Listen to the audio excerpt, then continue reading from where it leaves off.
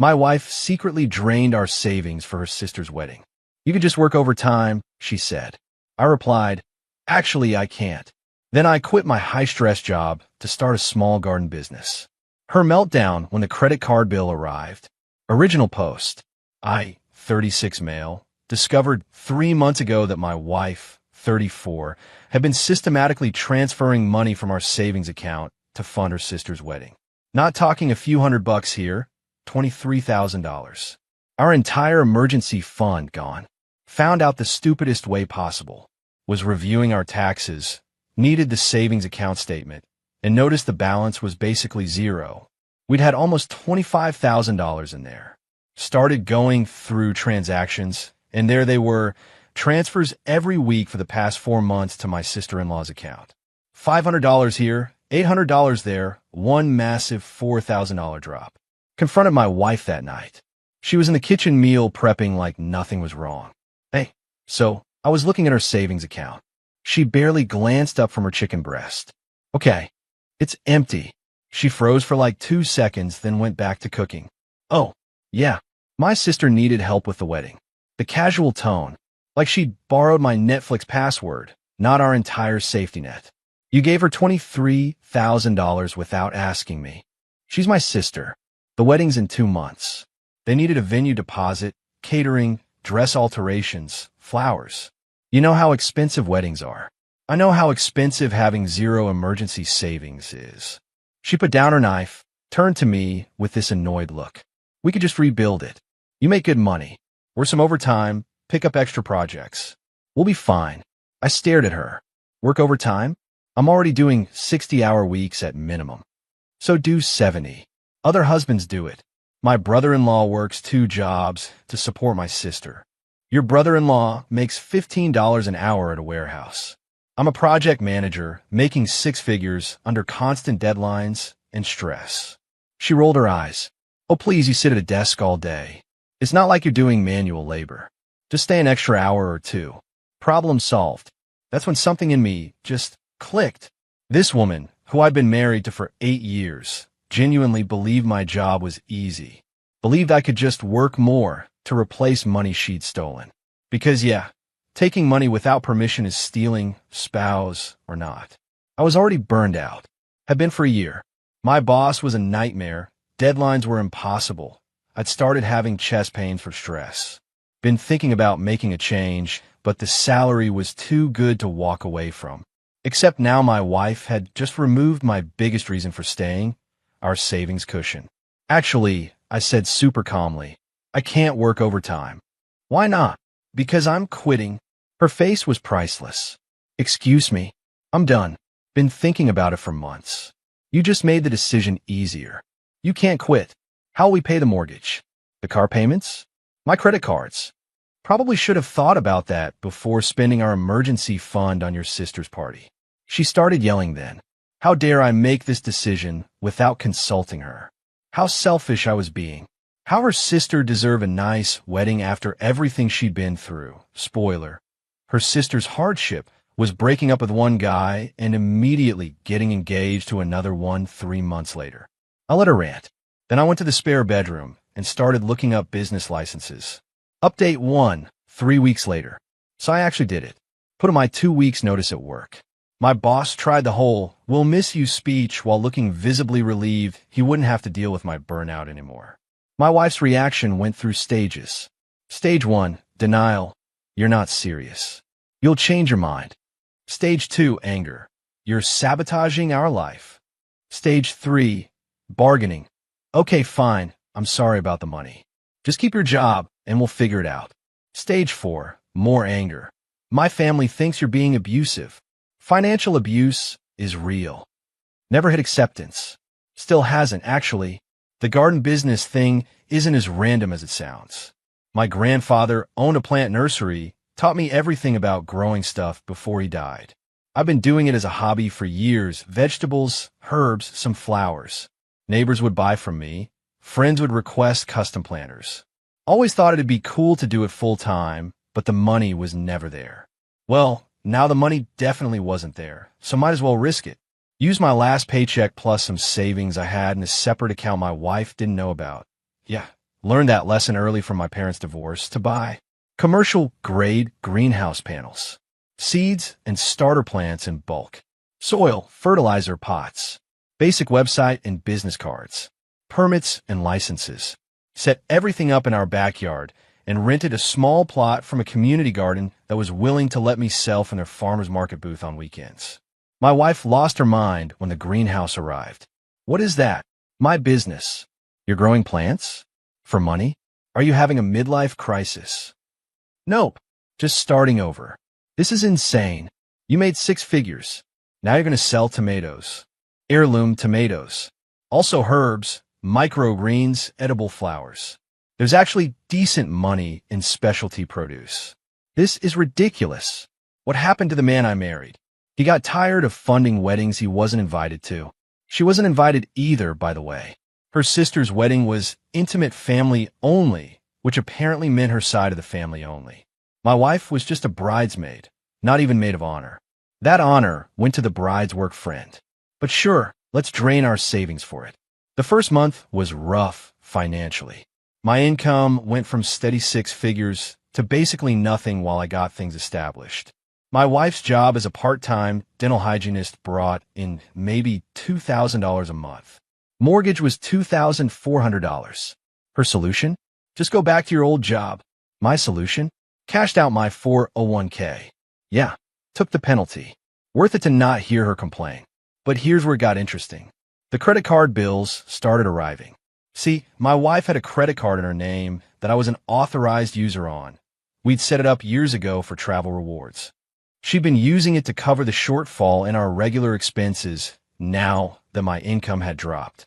Just swiping away. Figure $300 for groceries, $150 for gas, $200 for whatever. The statement came last week. $8,700. She opened it at the kitchen table. Watched her face go from confusion to shock to rage. $8,000? Yup. How did this happen? Well, when you spend money, it accumulates. Don't be smart. We can't pay this. Sounds like a you problem. It's your card, too. Actually, it's your card. I'm just an authorized user. Card's in your name. Debt's your responsibility. Her face went white. You're lying. Showed her the card agreement. Right there in black and white. Primary cardholder is responsible for all charges. But I can't afford this. I make $2,000 a month. Guess you better ask your sister for the money back. Wrong thing to say, apparently. She started screaming about how her sister's wedding was next month. Money was already spent. Deposits were non-refundable. Maybe you should work overtime, I said. Other wives do it. The look she gave me could have melted steel. Update 2, 6 weeks later. The sister's wedding happened 2 weeks ago. My wife went alone because I was at a farmer's market making $600 selling heritage tomatoes and fresh basil to rich people who think buying organic makes them good people. She came back from the wedding pissed. Apparently, the bride spent the entire reception complaining about costs and how rustic everything was because they couldn't afford the venue they really wanted. You know, the one that would have required even more of our money. My wife tried to guilt me. She was so stressed. The wedding would have been perfect if you hadn't quit your job. The wedding would have been perfect if she'd spent her own money. Meanwhile, the credit card situation got nuclear. The minimum payment alone was $350. My wife had maybe $200 left after her car payment and phone bill. She tried to get me to cover it. We're married. We're supposed to help each other. Like how you help yourself to our savings. I paid you back. She hadn't. Not a dollar. She tried going to her parents. They're retired, living on fixed income. Her dad listened to the whole story and told her, "Sweetie, you made your bed."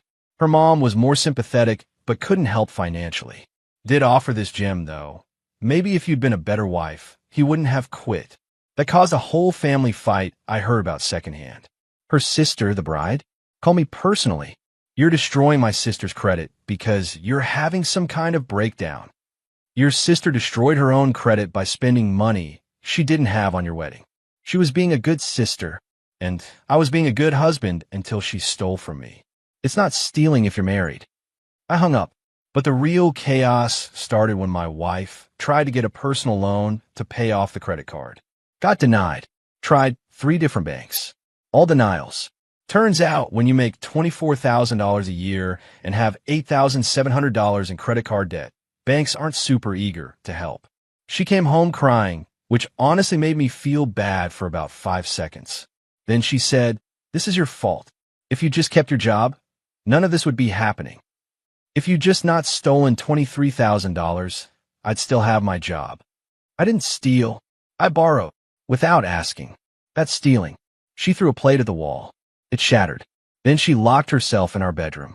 I cleaned up the plate and went back to my greenhouse. Had a huge order to fill. Some restaurant wanted 50 pounds of mixed herbs weekly. That's $400 a week right there. Not 6 figures, but it's mine, and it doesn't give me chest pains. The kicker happened yesterday. My wife had a meeting with a debt counselor. Came back looking defeated. They said I should consider bankruptcy. Ouch. That's it? Just ouch? What do you want me to say? Tell me. We're married. This affects both of us. Actually, since your name's the only one on the card, it only affects you. She started crying again. Real tears this time, not manipulation tears. I'm sorry. I really am. I messed up. I shouldn't have taken the money without asking. But please help me fix this. And here's the thing. Part of me wanted to. 8 years of marriage doesn't just evaporate. But the bigger part of me remembered her face when she said, "Just work overtime." The dismissiveness, the entitlement, the belief that my stress and health meant nothing compared to her sister's wedding photos. "I'll make you a deal," I said. "I'll help with the credit card if you agree to marriage counseling and you get your sister to pay back at least half of what you gave her." She can't. They're broke. They afforded a wedding. That money's spent. Then I guess you better figure it out. She called me heartless. Said I'd changed. That the man she married would never do this to her. The man you married also would never have quit his job. But you took that man's savings and told him to work harder. So here we are. Update 3. 10 weeks later. The divorce papers got served 3 weeks ago. Yeah, we're done. My wife filed first, which actually worked in my favor. Her lawyer was one of those strip mall types who took her case thinking she'd get alimony from her 6-figure earning husband. Surprise, I don't make 6 figures anymore. Made $11,000 total in my first 3 months of business. That's not great, but it's growing. Got 3 restaurant contracts now. Plus I'm supplying 2 local grocery stores with organic produce. Should hit $40,000 this year. Still way less than before, but the stress level? 0. Actually enjoy waking up. The divorce mediation was something else. Her lawyer started with demands. 50% of the house equity. Alimony for 3 years. Half my 401k. The part one didn't cash out. Her credit card debt paid by me. My lawyer, this older woman who'd handled my grandpa's estate, just smiled and pulled out bank statements. Your client transferred $23,000 from their joint savings without her husband's knowledge or consent. She then accumulated $8,700 in credit card debt after he left his job specifically because of her actions. She has no claim to alimony when she's the one who caused the financial situation. Her lawyer tried to argue about my potential earning capacity. My lawyer responded, he left a toxic work environment that was affecting his health. He started a legitimate business. You can't claim alimony based on what someone used to make. It went back and forth. Eventually settled on 50-50 house split. Fair, we both paid into it. No alimony. We keep our own debts. I keep my business and equipment. She gets her car and her credit card debt. She signed looking like she wanted to throw another plate. The house sold fast. Market's still decent. After paying off the mortgage and splitting the equity, I walked away with $67,000. She got the same. Found out later, she immediately used her half to pay off the credit card and her car. Left her with maybe $50,000. Heard through mutual friends she's moving back in with her parents and filing for bankruptcy anyway, because apparently she had other credit cards I didn't know about. Turns out the wedding wasn't her only spending spree. Her sister sent me a nasty message after the divorce finalized. Hope you're happy. You destroyed my sister's life over money. Replied, your sister destroyed her own life. I just stopped funding it. Blocked her and the whole family. As for me, took part of my house money and bought a bigger plot of land outside the city. Got a small house on it, 2 bedrooms, 1 bathroom, nothing fancy. but it's got 3 acres. Built a proper greenhouse setup, got irrigation going, even started keeping bees for local honey sales. My ex-wife would hate it. She always wanted the big house in the suburbs, the nice cars, the appearances. Meanwhile, I'm out here in mud boots at 6 a.m. watering lettuce, and I've never been more content. Business is actually picking up. Made $3,800 last month, and it's only going to grow. Got contacted by a meal prep service wanting to contract exclusively with me for organic vegetables. That's $2,000 a month guaranteed right there. Money's still tight. Not gonna lie, there are moments I miss the fat paycheck. But then I remember my old boss screaming about deadlines, the panic attacks in the office bathroom, the chest pains that sent me to the ER twice thinking I was having a heart attack at 35. My blood pressure dropped 20 points since I quit. Sleep through the night now. Actually have time to see friends. My ex-wife posted on social media last week. When someone shows you who they really are, believe them. I spent 8 years with someone who abandoned me the second things got hard. I didn't respond. Didn't need to. Mutual friends who know the real story already reached out. One of them commented, "Girl, you spent his savings on someone else's wedding and told him to work himself to death to replace it. He didn't abandon you when things got hard.